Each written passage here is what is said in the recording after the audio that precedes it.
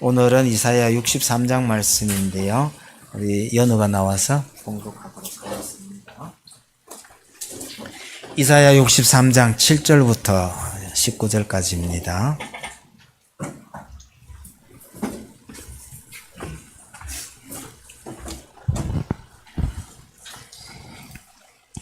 내가 여호와께서 우리에게 베푸신 모든 자비와 그의 찬송을 말하며 그의 사랑을 따라 그의 많은 자비를 따라 이스라엘 집에 베푸신 큰 은총을 말하리라.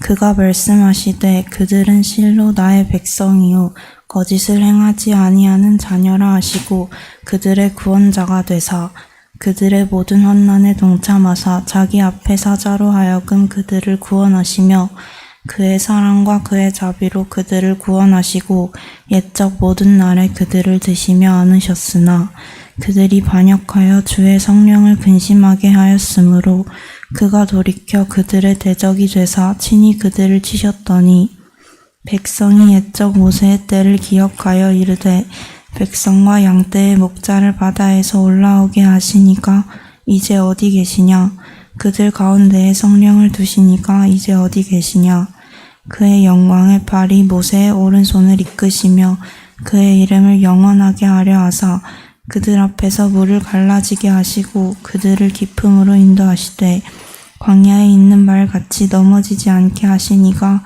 이제 어디 계시냐 여호와의 영이 그들을 골짜기로 내려가는 가축같이 편히 쉬게 하셨도다. 주께서 이와 같이 주의 백성을 인도하사 이름을 영화롭게 하셨나이다 하였느니라. 주여 하늘에서 굽어 살피시며 주의 거룩하고 영화로운 처소에서 보옵소서. 주의 열성과 주의 능하신 행동이 이제 어디 있나이까. 주께서 베푸시던 간곡한 자비와 사랑이 내게 그쳤나이다. 주는 우리 아버지시라. 아브라함은 우리를 모르고 이스라엘은 우리를 인정하지 아니할지라도 여호와여 주는 우리의 아버지시라.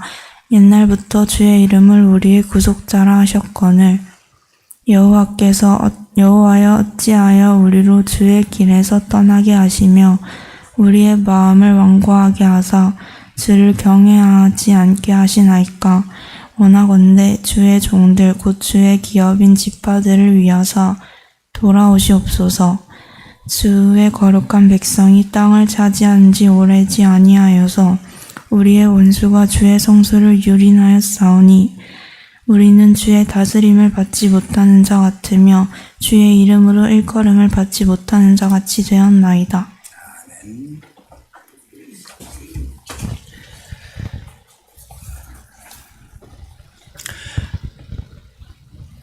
이건 정답이 없는 질문입니다만은 여러분 구약 성경에서 가장 중요한 책이 어느 책일까요? 사람 따라 답이 달라질 수 있습니다.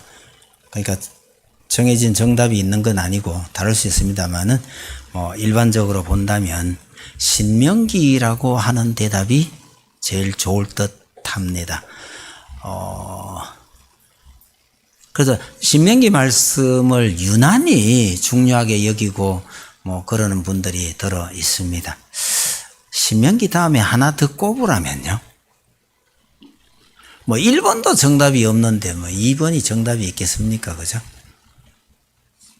제 개인적으로는요, 이사야가 어떨까 생각을 해 봅니다. 신명기도 구약 성경에서 가장 중요한 책이라고 할 수 있는데, 이사야도 그에 못지않을 만큼 중요한 책이라고 할 수 있습니다. 그러니까 성경책이 다 소중하지만 그 중에서도 더욱더 소중하다고 말할 수 있는 이 책을 우리에게 이사야가 물려준 겁니다. 어떤 상황에서 이런 책을 썼느냐고 한다면요. 나라가 허물어져가는 정말 안타까운 현실을 보면서 제대로 된 나라를 세우려고 하나님의 말씀을 정말 열심히 전했습니다. 사역의 기간도 굉장히 길어요. 우시야, 요담, 아하스, 히스기야 왕노릇 오래 했던 왕들이 4명이나 되고요. 아마 추측컨대 므낫세 시대까지 하나님의 말씀을 전했던 위대한 선지자이었습니다. 덕분에요, 정말 위대한 책을 남긴 겁니다. 구약시대에 쓰여진 책인데도 불구하고 별명이 제5복음서라고 할 정도로 예수님에 대해서, 오실 메시아에 대해서 굉장히 세밀하게 예언을 해 놓고 있습니다. 또 어떤 분에 의하면요, 유대 문학의 최고봉이라고 할 수 있을 만큼 문학적으로도 뛰어난 책입니다. 좋은 말로 하면 수준이 꽤 높은 책입니다. 또 다른 말로 하면요, 내용이 그만큼 어려운 책이기도 해요. 이사야서 본문을 이렇게 잘라서 이제 제가 설교를 할 때도 보면 장절이 좀 이상하게 잡히는 경우가 많이 있습니다만은, 이사야서의 상당한 곳에 이 장절 구분이 좀 잘못되어 있는 경우가, 그 내용 자체가 어려워서 이걸 잘 못했다라고 봅니다. 그리고 난외주라는 거 있잖아요. 해석을 이렇게도 할 수 있고 난외에 붙여놓은 것처럼 할 수도 있습니다 라는 의미를 밝혀놓은 것이 주로 난외주인데, 성경에서 아마 난외주가 제일 많이 붙어있는 책이 이사야서입니다. 해석이 이렇게도 할 수 있고 이렇게도 할 수 있다, 그런 것이 굉장히 많은 책이다는 얘기죠. 여하튼 수준이 꽤나 높은 책입니다. 특징 중에 하나라고 말할 수도 있습니다. 이 이사야서의 마무리는요, 계시록과 좀 닮아 있습니다. 최후 심판과 하나님 나라의 완성으로 이 이야기는 마무리가 됩니다. 이스라엘은 비록 포로가 되었을지라도 마지막 순간에는요, 결국은 하나님께서 그들을 구원하시고 돌이키신다. 그러나 끝내 돌이키지 아니하는 인생들에게는 무서운 심판이 임한다. 이 내용으로 마무리를 짓는 겁니다. 구원과 최후 심판, 그런 점에 있어서 계시록의 마무리하고 많이 닮아 있는 거죠. 근데 이제 이런 마무리를 하는 가운데에 오늘 우리가 읽었던 이 본문은요, 이스라엘이 하나님께 드리는 기도입니다. 이 기도가 굉장히 길고 화려하고 근사합니다. 길다라는 것은 오늘 본문부터 63장 중간부터 시작해가 이게 64장까지 이어집니다. 긴 기도예요. 화려하고 근사한 기도를 드리는데, 결론부터 말씀드리면 이렇게 길고도 멋진 기도에 응답이 없다는 점입니다. 여러분, 아무리 멋진 기도를 드렸다 하더라도 하나님께서 대답을 하지 않으신다면 그 멋진 기도가 무슨 소용이 있겠어요? 이스라엘을 하나님께서 최후에는 반드시 구원하신다, 그리고 최후 심판도 있다라고 말씀하시는 그 와중에 이 이스라엘이 멋진 기도를 드렸는데 왜 하나님께서 아무런 대답을 안 하셨을까? 뭐가 문제인지를 한번 살펴볼 필요가 있는 겁니다. 혹시 우리가 하나님께 드리는 기도도 이런 형태가 아닐까 생각해 볼 필요가 있다는 것입니다. 그래서 오늘 이 기도의 특징을 몇 가지로 정돈을 한번 해보겠습니다. 첫째로요, 이 기도가 가지고 있는 첫 번째 특징은요, 과거의 하나님에 대해서는 참 잘 알아요. 이스라엘이요, 기도할 때마다 하나님께서 자기 조상들에게 베풀어 주셨던 놀라운 일, 하나님께서 자기 백성들 위해서 행하셨던 놀라운 구원의 역사 얘기는 참 잘 기억을 하고 있습니다. 7절에서 9절까지를 쭉 보시면 여호와께서는 모든 자비와 사랑을 따라 우리에게 큰 은총을 베푸셨다고 말합니다. 우리 조상들을요, 자기 백성으로 삼으시고 긴 세월 동안 마치 부모가 아이를 드시며 안으시듯이 돌보셨다고 말합니다. 뭘 가지고 이렇게 말하느냐 싶어서 살펴보시면 그 구체적인 예가 11절, 12절, 13절까지 이어집니다. 그걸 잘 보시면 그 출애굽의 역사와 그 이후의 역사 전체를 염두에 두고 하나님께서 우리 조상들에게 이렇게 놀라운 은혜를 베푸셨다라고 고백을 합니다. 그러니까 지난날 하나님께서 우리 조상들에게 베푸신 그 자비와 사랑이 얼마나 큰 것인가를 잘 안다는 뜻입니다. 하나님께서 이렇게 은혜를 베풀어 주셨는데 이스라엘에게 문제가 있어요. 10절을 한번 보시죠. 그들이 반역하여 주의 성령을 근심하게 하였으므로 그가 돌이켜 그들의 대적이 되사 친히 그들을 치셨더니라고 합니다. 하나님께서 조상들에게 이렇게 큰 은혜를 베푸셨는데 우리 조상들이 하나님께 반역을 했다. 그랬더니 하나님께서 우리를 치셨다. 이게 이스라엘의 전체 역사의 요약입니다. 이스라엘 백성들이 이거 잘 알아요. 여러분, 이스라엘의 역사가 이렇다라는 것을 선지자들이요, 여러 가지 비유를 통해서 지적을 많이 합니다.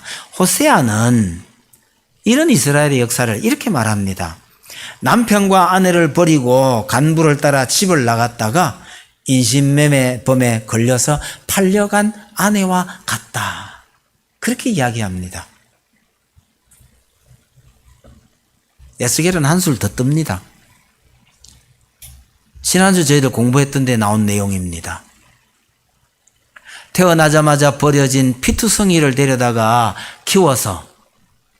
키웠더니 아주 예쁜 처녀가 된 거예요. 그래서 왕비로 삼았더니 세상에 온갖 고약한 놈들과 간통을 저지르는 음녀가 되어버렸다라고 말합니다. 이스라엘이 그 모양이라는 거예요.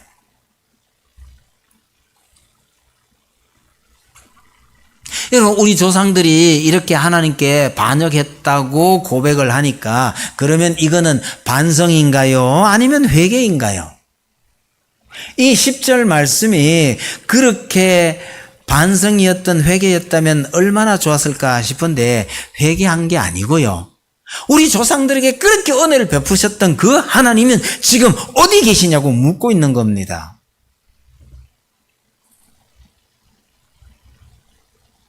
왜 그렇게 됐는지를 알면서도요, 왜 하나님께서 어디 계시며 지금 왜 이렇게 잠잠하십니까? 이 얘기를 하고 있는 거죠. 위대한 일을 행하신 하나님의 역사를요, 우리 조상들이 겪었던 그 놀라운 체험을요, 과거의 이야기로만 취급해 버린 것이 이스라엘의 비극입니다. 조상들의 그 놀라운 경험, 우리 선배들이 과거에 누렸던 그 놀라운 간증거리들, 이런 것들이요, 우리 가슴 속에 살아있지 못하고 박제된 짐승처럼 머릿속에만 머물러 있다라면 여러분, 이게 하나님을 제대로 아는 것이 아닙니다. 이스라엘이 그랬기 때문에 기도해도 아무런 응답이 없었다는 거예요. 이스라엘의 역사만 그런 것이 아니라 오늘 우리 삶 속에서 이 비슷한 일들이 얼마나 많이 일어나는지를 한번 살펴보시죠. 여러분, 우리 개인적으로도요, 옛날의 열심이나 그 뜨거움이 살아있는지를 늘 확인을 해 보실 필요가 있습니다. 계시록을 시작할 때 보면 엄청난 능력을 가졌던 교회가 에베소 교회인데요. 그 교회를 향해서 한 가지 지적을 합니다. 처음 사랑을 회복하라고요. 여러분, 우리들도 다 한때는요, 정말 뜨거웠던 시절이 있었잖아요. 하늘의 별이라도 따오라고 한다면 그 따올 만한 열정을 가지고 있었는데 지금은 어떠신가요?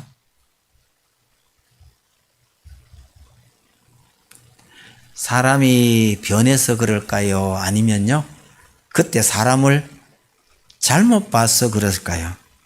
우린 대체로요, 그때 눈에 뭐가 씌어가지고 잘 못 봐서 그렇다고 대답하는 분들이 거의 대부분이잖아요.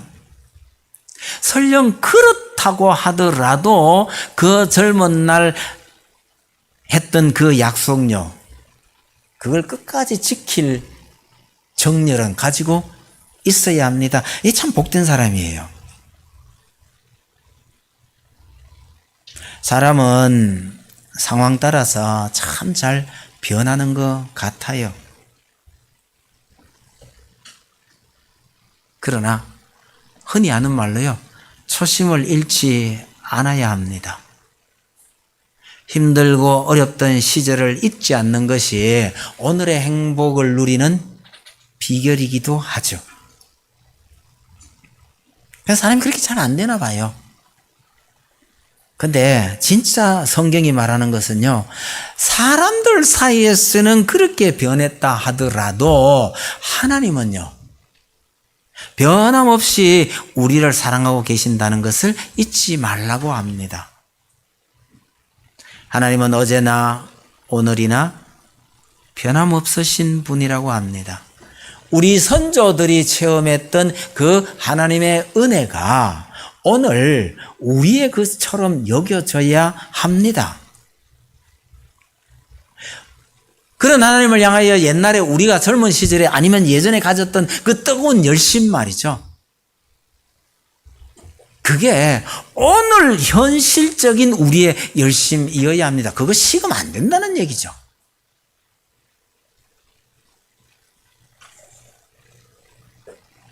계시록에 보면 죽도록 충성하라는 말씀이 있죠.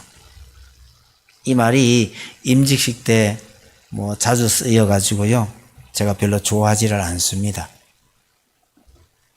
죽도록 충성하라. 뭐 해란 얘기죠?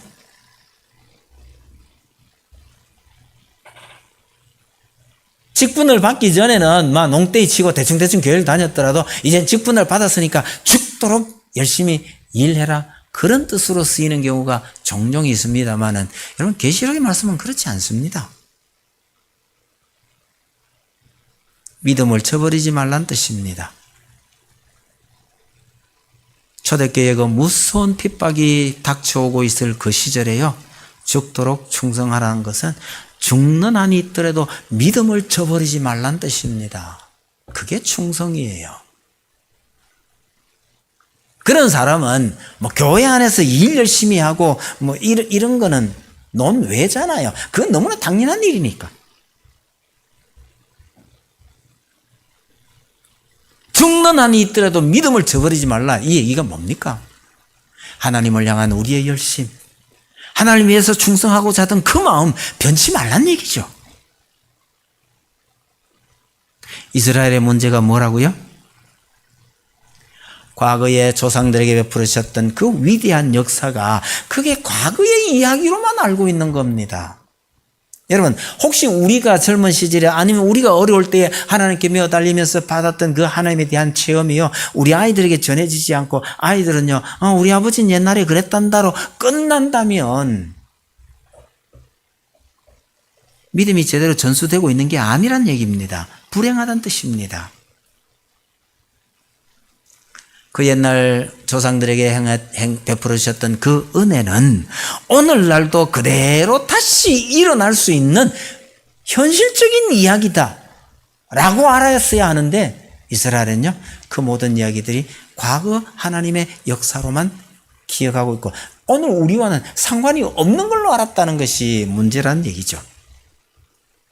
그걸 달리 표현한다면 두 번째로요, 현재의 하나님에 대해서 무지한 겁니다. 과거에 하나님께서는 우리 조상들에게 놀라운 은혜를 베푸셨습니다. 그걸 쭉 나열을 합니다. 11절부터요. 그래서 애굽에서 우리 조상들을 건져내셨죠. 그러면 우리 조상들은요, 넓은 광야를 마음껏 달리는 말처럼 뛰었다는 얘기죠. 넓은 광야를 달리는 말이 넘어질 일이 없잖아, 그죠? 그처럼 우리 조상들이 잘 뛰어다녔고요, 먹을 것이 풍성한 계곡으로 내려가는 가축처럼 우리 조상들을 인도해 주셨다라고 합니다. 이건 목축하는 사람들이 풀이 나는 곳을 찾아서 늘 내려가는데 계곡 쪽에는요, 항상 푸른 풀이 있거든요. 배불리 먹을 수 있는 계곡의 가축처럼 우리 조상들을 인도해 주셨다. 그런데 그 하나님이 지금 어디 계시냐고 자꾸 묻는 거예요. 11절에 2번, 13절, 15절 반복되는 이야기입니다. 그 하나님이 지금 어디 계시냐는 거예요. 아니, 그런 하나님께서 우리와 함께 계신다면 오늘 어떻게 우리에게 이런 일이 일어날 수 있느냐고 되묻는 겁니다. 과거 우리 조상들에게 그렇게 은혜를 베푸셨던 그 하나님은 오늘도 변함없으시다고 하는데 지금 왜 꼼짝을 안 하십니까? 이런 기도를 하고 있는 거예요. 그럼 이 문제가 어디에 있는 겁니까? 하나님에게 문제가 있는 게 아니에요. 자기들에게 문제가 있는 겁니다. 이건 생각도 안 해요. 선지자가 목에 피가 나도록 외쳤지만 듣지도 않았고 순종하지도 않았습니다. 하나님에 대해서 듣고 배워서 머리로는 아는데 머리로만 아는 거 그건 아는 게 아니란 뜻입니다. 여러분 사람들 사이에서도 그렇잖아요. 인간적인 교제 없이 이름만 아는 것은 그거 안다고 말할 수 없잖아요. 그것도 상대방은 나를 모르는데 나 혼자 그냥 알고 지내는 거 이것도 아는 게 아니죠.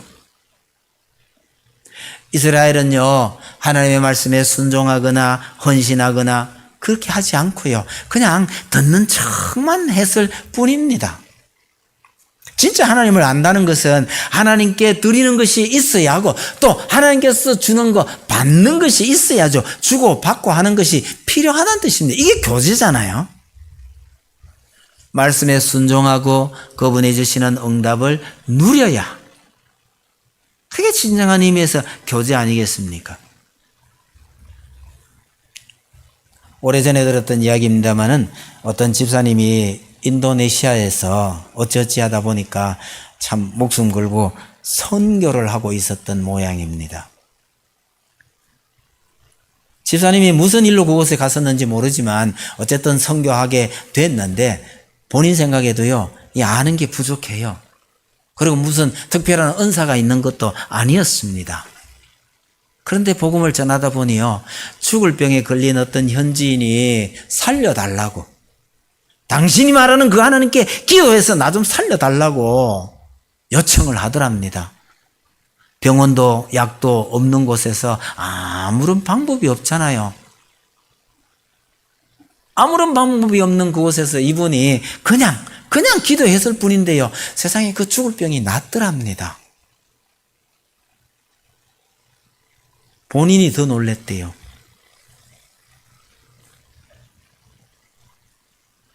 그 비슷한 이야기를 전에 같이 있을 때 그 단기 선교 열심히 다니는 분들이 그런 간증을 참 많이 했어요.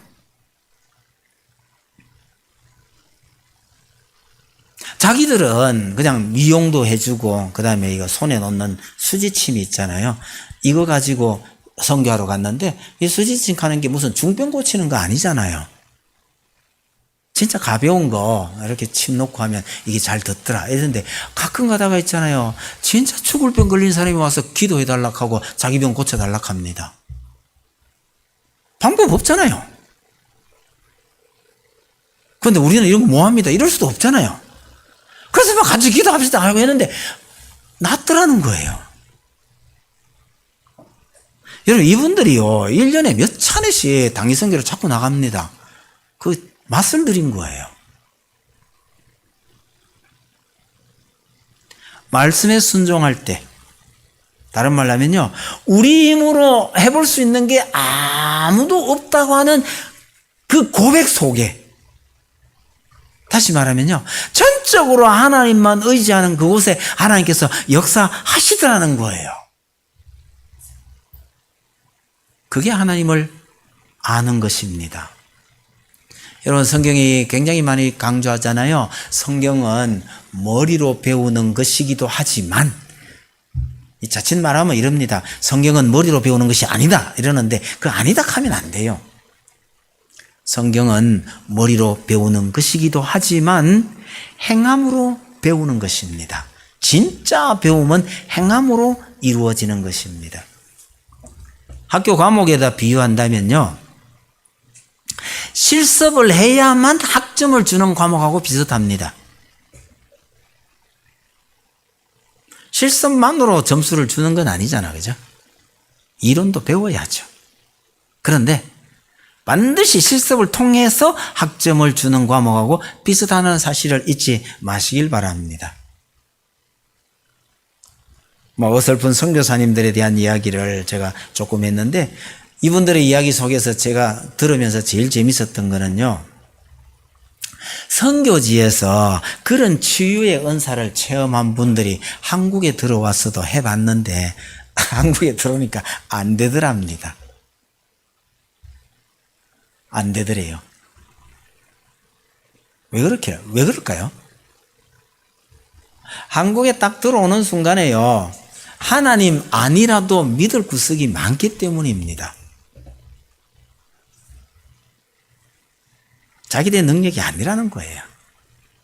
그래서 이분들이요, 이 재미 때문에 1년에 몇 번씩 선교 여행을 떠나고 고생하고 돌아오고 그러더라고요.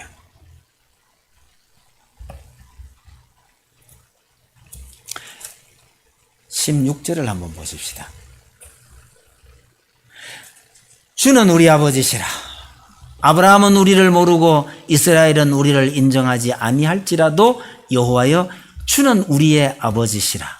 옛날부터 주의 이름을 우리의 구속자라 하셨거늘 여호와여, 어찌하여 우리로 주의 길에서 떠나게 하시며. 이 말이 이상하게 흘러가죠. 16절 제일 끝에 있는 하셨거늘 하는 이 말이 문제입니다. 하나님께서 그렇게 말씀해 놓으셔놓고도 왜 우리를 이렇게 버려 두십니까? 라는 표현인데요, 자기들의 잘못에 대한 언급은 전혀 없어요. 회개도 아닙니다. 하나님 탓만 하고 있는 거예요.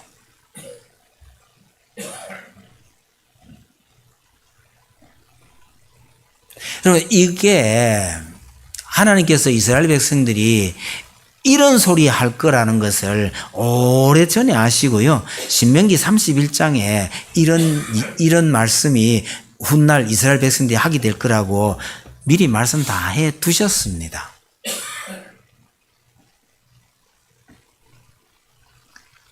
시점에서 본다면 한 800년 전이죠.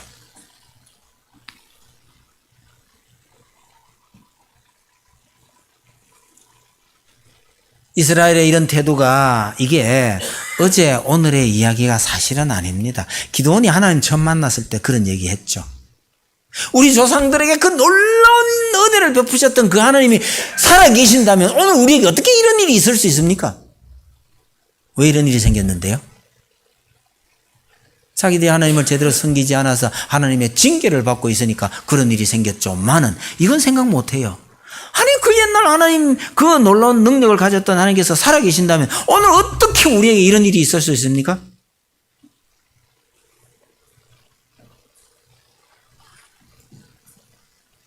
여러분, 오늘 우리는 어떤 생각을 가져야 할지 한번 생각해 보셔요. 우리가 젊을 때, 아니면요, 혹은 우리 부모님 세대 때에 하나님께서 우리에게 이런 은혜를 베푸셨다, 이걸 기억한다면요, 오늘 어떻게 살아야 하느냐는 거죠.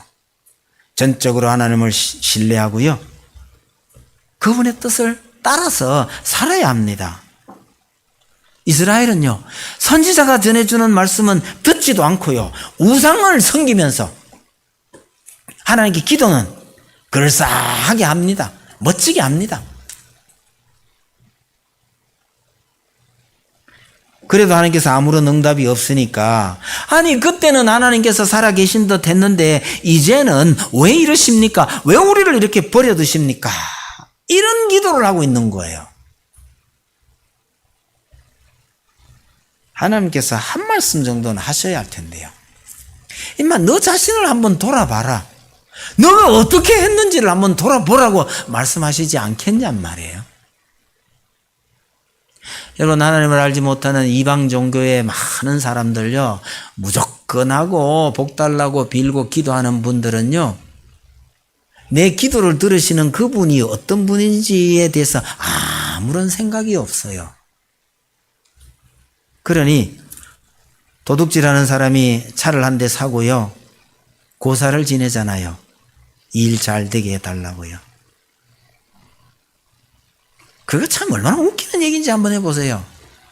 어떤 신이 있으면 도둑놈이 도둑질 하는데 보탬이 되도록 그거 고사떡 얻어먹고 그거 사고 안 나고 일 잘 되게 해주시는 그런 신이 어디 있어요? 그런 식으로 하나님을 섬긴다고 하는 사람들이 얼마나 이 땅에 많은지 모릅니다. 우리 그리스도인들은 기도할 때에 내 뜻 생각하기 이전에 하나님께서 어떤 분이시고 하나님께서 어떤 뜻을 갖고 계신지를 먼저 살피는 것. 이게 전혀 다른 점 중에 하나입니다. 세 번째로 말씀드립니다.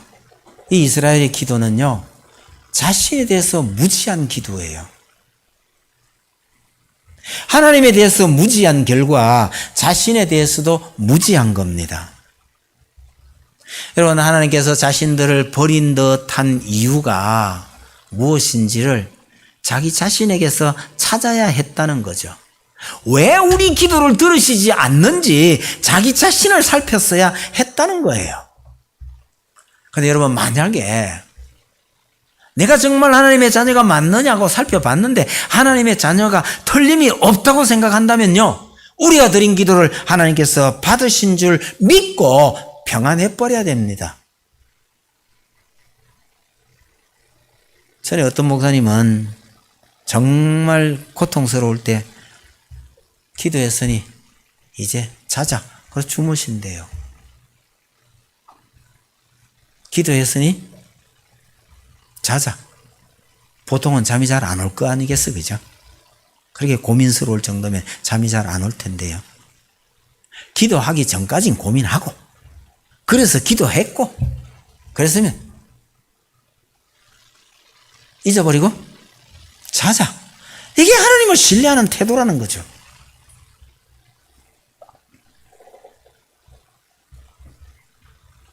하나님께 기도했으면요, 죽을 때 죽더라도 감사하며 죽어야 할 각오를 가지는 것이 그게 그리스도인다운 이야기입니다. 여러분, 오늘날 말씀이 넘쳐나는 시대라고 하는데 오늘 우리도 이스라엘과 비슷한 비명을 저지르고 있지 않는지요? 하나님 옛날에 이러셨다 하는데요, 오늘 우리에게 왜 이러십니까? 이런 말 하기 전에요, 하나님의 뜻이라면 순종하고 그 말씀대로 살겠습니다, 이 고백이 먼저라는 거죠. 비유컨대 이런 거 아니겠어요? 공부도 안 하고요, 말씀은 말씀대로 다 부리고 지내는데 용돈이 필요해요. 아버지에게 무슨 얘기를 해야 됩니까?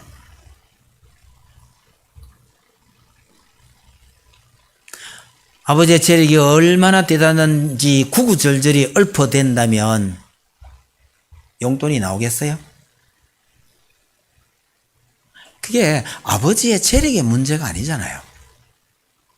나와 아버지의 관계가 중요한 거잖아요. 아버지가 나를 아들로 인정한다고 할 것 같으면요, 아버지가 재력이 없어도요, 빚을 내서라도 구해주지 않겠습니까?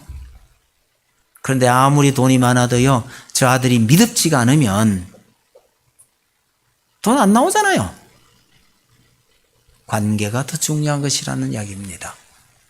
하나님의 능력이 있다고 하는데 왜 그러십니까? 능력을 건드릴 것이 아니고요, 하나님과 나와의 관계가 어떻게 되어 있는지를 살피는 것이 먼저다는 얘기죠.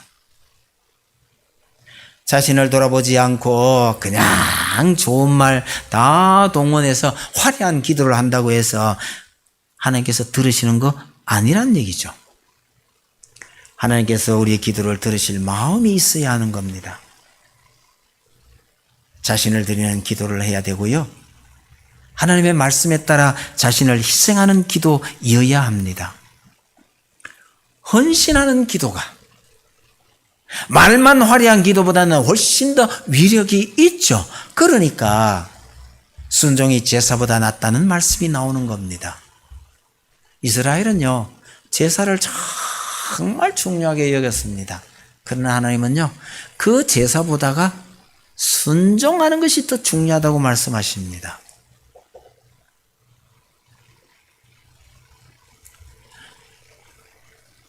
옛날 아이들 기도하는 거 이렇게 보면 있잖아요. 참 희한하게 그 부모님들이 하는 기도를 그대로 흉내내는 경우가 참 많았어요. 여러분, 기도를 그냥 흉내내고 따라하는 것은 쉬워요. 그러나 그분의 진심 어린 그 마음을 따라하기는 이건 쉽지 않습니다. 입에서 나오는 말은 따라하면서 쉽게 배울 수 있어도 하나님을 향한 그 진실된 마음을 따라하는 것, 이게 사실은 더 중요한데 이건 쉽지 않다는 뜻입니다. 성경에 좋은 기도 예가 많이 있죠. 여러분, 예수님의 기도의 특징은요, 내 뜻대로 마옵시고 여기에 다 담겨 있다고 저는 생각합니다. 내 뜻대로 마옵시고 뭘 원하시는 거예요? 하나님의 뜻이 이루어지기를 비는 것이죠. 그것이 결국은 나 자신에 대한 희생이 따르는 기도일지라도 예수님은요, 희생을 각오하시고요, 내 뜻이 아닌 하나님의 뜻이 이루어지기를 기도하셨고 우리에게 주기도문을 통해서 그렇게 가르쳐주고 계십니다. 다윗의 기도를 한번 생각해 보시죠. 다윗의 삶 자체는 전 기도였다고 생각합니다.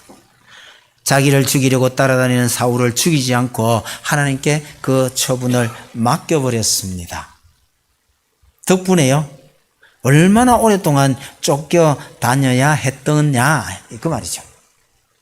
자신의 소원은 접어두고 하나님의 뜻을 소중하게 여겼던 것이 다윗의 삶이었고 다윗의 기도이었다고 봅니다.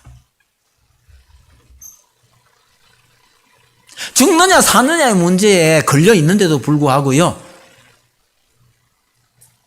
내 뜻보다는 하나님의 처분을 더 소중하게 여겼던 사람, 이러니까 그런 복을 받는 거 아니겠어요? 솔로몬의 기도는 하나님께서 거꾸로 참 칭찬을 많이 하셨습니다. 자기를 위하여 수도 구하지 아니하며, 여기 수독하는 것은 목숨 숫자입니다.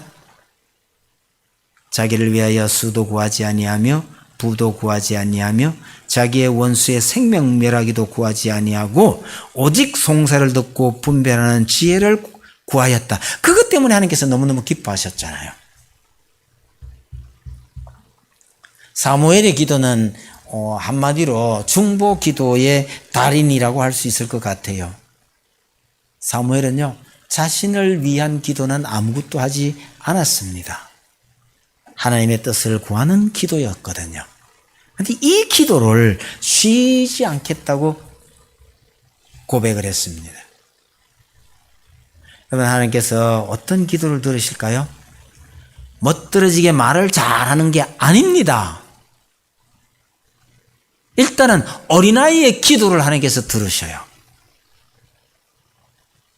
어린아이가 어떻게 기도합니까?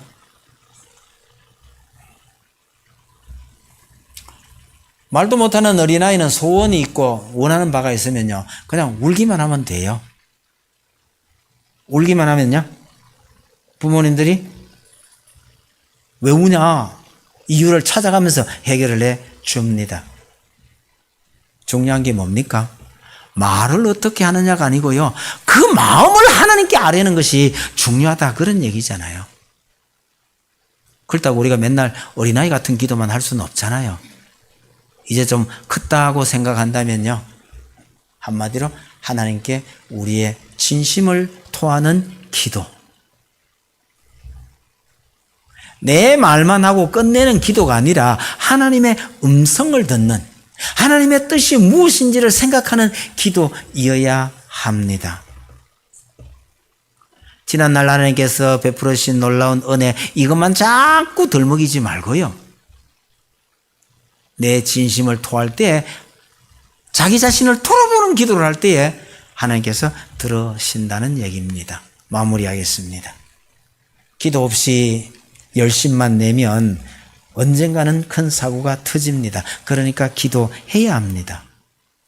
열심히 기도하되 제대로 기도하고 응답받는 삶을 사시기를 바랍니다. 그러려면 하나님께서 내게 무엇을 원하시는지, 무엇이라고 말씀하시는지 그 말씀에 귀를 기울이고 그 말씀대로 내가 살고 있는지를 살펴보아야 합니다.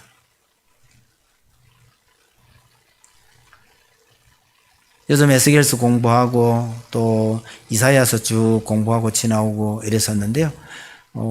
이스라엘이 왜 이렇게 아픈 세월을 보냈는지 그걸 생각하면 참 마음이 아파요. 예전에 누가 예레미야서 공부를 하자고 그랬을 때에 예레미야서는 사실 제가 거절했습니다. 너무 가슴이 아플 것 같았어요. 너무 슬플 것 같았어요.